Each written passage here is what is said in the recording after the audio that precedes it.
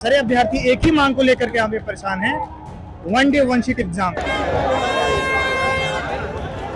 आंदोलन जब तक हमारी वन डे वन शिफ्ट की और नो नॉर्मलाइजेशन की अगर मांगें नहीं पूरी होंगी तब तक ये चलेगी।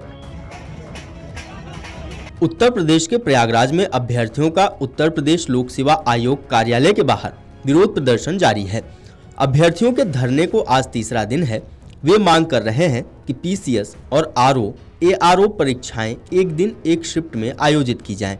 रैपिड एक्शन फोर्स और पुलिस के जवान मौके पर मौजूद हैं। इससे पहले प्रयागराज में धरना स्थल पर मंगलवार को ड्रम और नगाड़ों के शोर में यह नारा गूंजता रहा कि जुड़ेंगे और जीतेंगे भी।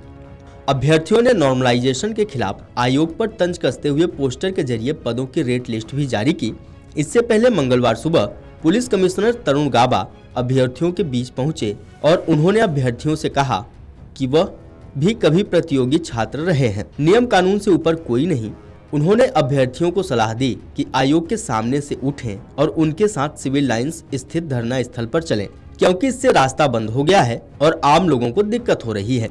कमिश्नर ने कहा कि धरना स्थल पर अभ्यर्थियों के लिए उचित व्यवस्था की जाएगी, लेकिन अभ्यर्थी भड़क गए और कहा कि अब वे कहीं नहीं जाएंगे।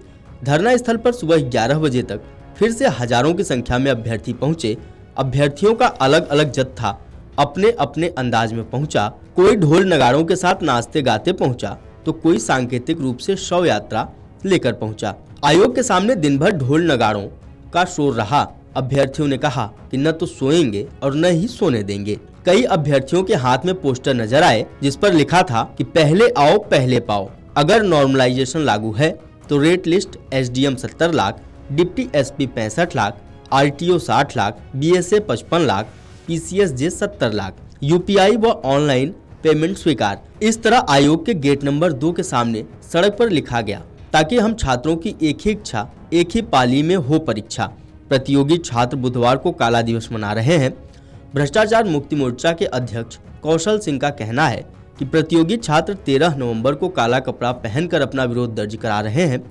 साथ ही अपने अपने सोशल मीडिया अकाउंट को भी काले रंगों में प्रदर्शित किया है। प्रतियोगी छात्र संघर्ष समिति के मीडिया प्रभारी प्रशांत पांडे ने आरोप लगाया कि आंदोलन के मद्देनजर पुलिस ने उनके परिवार वालों को धमकाया है। उत्तर प्रदेश लोक सेवा आयोग के इतिहास में पहली बार एक साथ 2 परीक्षाओं के लिए आंदोलन हो रहा है। अभ्यर्थियों ने पीसीएस और आरओ एआरओ प्रारंभिक परीक्षा 2 दिन कराने और नॉर्मलाइजेशन लागू करने के खिलाफ मोर्चा खोल दिया है।